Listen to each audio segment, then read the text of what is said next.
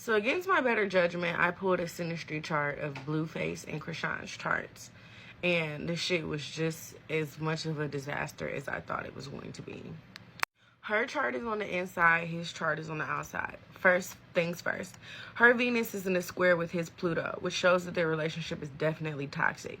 She brings out the worst in him, or she could bring out the best in him, because Pluto represents spiritual death and rebirth.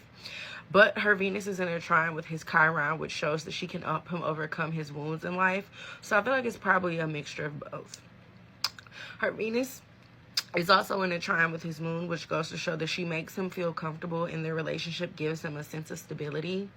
I don't know how, but her moon is conjunct his moon, which goes to show that the relationship is volatile, unpredictable, and full of feelings.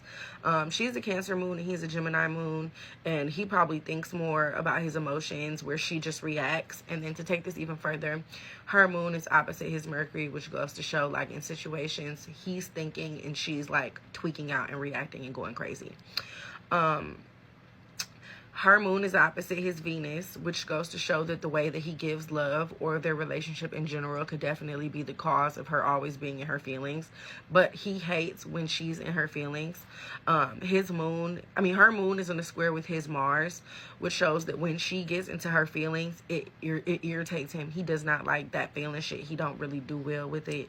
It upsets her, it upsets him, and then they start fighting. His Mars is in his detriment. It's detriment in Libra, which shows that he doesn't handle his anger well, period. And I wouldn't be surprised if he was violent. Her moon is in a square with his Saturn. Saturn is monogamy, which shows that she's always in her feelings because he cannot be faithful to her. Saturn represents challenges as well. He literally challenges her feelings.